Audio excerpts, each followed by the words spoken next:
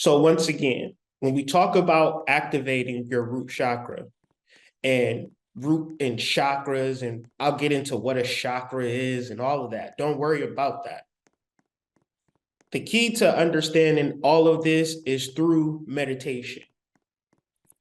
Meditation is where you get to be with you. Without meditation, you are never you. You are someone else.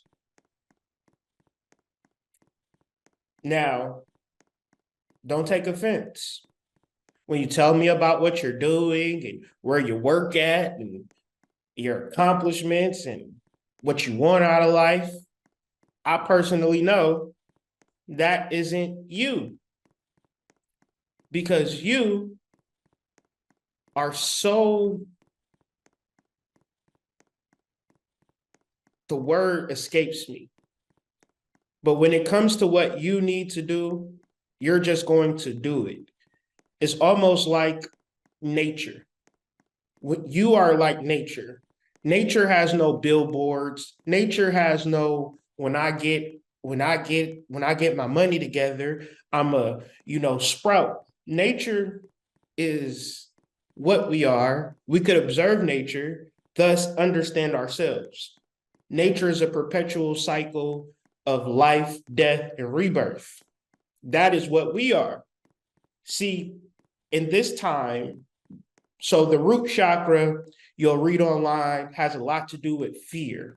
Where does this fear come from? This fear comes from ignorance. What is the true ignorance that we're struggling with? We're struggling with the ignorance of life and death. That is the deepest ignorance that a human being will ever deal with. If you feel as if at a particular point you're going to transition out the body, and when you transition out the body, all your hopes and dreams go flush down the toilet, then it's kind of like, the ending to a movie, and you're trying to like go through the movie surprised about shit. And it's like, well, I know how this is going to end. There's no reason for me to actually be happy. And especially if you deal with people that you love and they die. And listen, when they die, they don't tend, they may come back, but usually we feel the loss. So it really takes strength and meditation to get over grief. You need to meditate past grief, because the reality of it, I'm not going to spiritually fluff you. It hurts when somebody dies, and there's nothing else. There's nothing that a person that's spiritual is going to tell you that's going to remove the pain of a lost loved one. The only thing that's going to bring you around is meditation, not even time. You start talking to a person who has lost somebody that they loved 20 years later, a wife lost her husband. She's still hurt by this. Why is she hurt by it? Are you really sad that that loved one is lost? Or are you more sad because your mortality is imminent? There's no wiggle room in this. We must be like nature, and nature is a lesson in meditation, not broadcasting, not effort. You got to remember, you are nothing. So by nature, everything you do outside of nothingness is the opposite of like it is nothing in the grand scheme of things. When it comes to understanding yourself, understanding that the kingdom is within you, the kingdom of heaven rather is within you. This becomes a practice in meditation. But then it's like, meditate for what?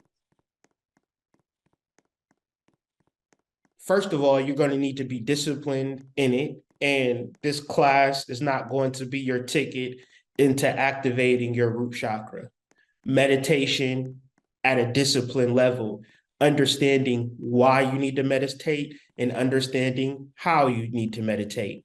Because if a spiritual community is telling you you need to meditate and they don't tell you how to meditate or the proper protocols of meditating, then it's just a word. So let me just try to break it down for you right now. Meditation is simply taking off your human skin and dealing with your spiritual reality or your soul reality or your divine reality. And you can't do two things at the same time. Because when we talk about chakras, we're also talking about the body and the endocrine system. And the endocrine system is operated off a autonomic nervous system, and that autonomic nervous system has two systems. It has a parasympathetic system and a sympathetic system. The sympathetic system is our fight or flight. It is your reason to get up every day and work out of survival. The parasympathetic system is your ability to wake up and relax and meditate and tune in. So within the spiritual community, however many videos you watch and whatever you're going through in life and whatever you thought you learned or known, if you wake up and feel like, man, I got to survive, you are operating in a sympathetic system. You are operating outside of meditation. You are operating in fight or flight, and nothing that you've experienced has pulled you out of it yet. So it's all about inner discipline to get to a point where you can wake up and process what you want to do today, how you want to do it, in what manner you need to do it. Because you'll get to a point, if you are serious about your meditation, if you are serious about living your life on your terms, that some days I wake up, it's 10 o'clock. Some days I wake up, it's 8 o'clock. Some days I wake up, it's 7 o'clock. However, now I think about if I had a job and I had to wake up at 7 o'clock every morning, I don't know where I would be at mentally at this place in time. And I'm only saying that because I know it's people that live like that. You're regulated not by you, not by your consciousness. You're regulated by the demands that your job needs you to be. And that's not a place that any human being needs to be, because we're talking about the grand scheme of things. And that job can replace you and it will keep moving. But your circadian rhythm is thrown off. So when we talk about sincere, authentic meditation, the purpose of realizing that you are consciousness, and when you meditate, you are putting your attention on you as consciousness, not on, boy, I got to get ready for work, or boy, I got to do the thing that I need to do, so let me not meditate. Why is that more important? Because the person that you are in this world is not actually who you are and who you're going to be. So there are some real clear things that are in this world that tell you, like, you might think that this world has a purpose to better the world. But when you are deep within your meditation, you start to view the world as a means of distracting humans from themselves. And then we will act and do and think and still be in a negative spot because we have no direction. We have no direction because we have no connection. We have no connection to self. That connection to self is the overall connection to the larger mycorrhizal network that operates everything underneath the surface, to which we are already there. We're just, our consciousness, our human consciousness is tapped in and tuned in to everything, whatever it is not you. Whenever we say, I am going to think about myself, that is meditation. But what is self? Self is this. Because some of y'all got fat asses. I'm gonna just say that. And you would say, well, I am the girl that got the fat ass, or I'm the dude that got the fat ass, which is a weird flex, but I'm gonna let you have it. That's not you.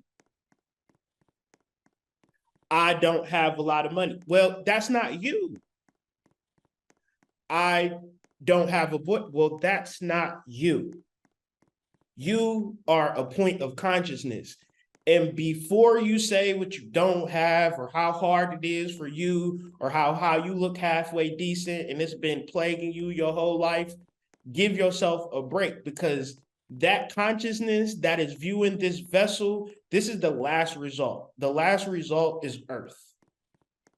It took nothing, water, fire, air to get to the earth. So, and the earth is just a container for what?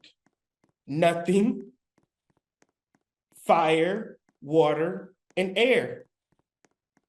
So when you judge yourself, you're judging the container first of all, and then you can't judge the container and look at its containment or what is being contained at the same time. You're going to have to choose. So of course we're going to live our lives because that's what people do.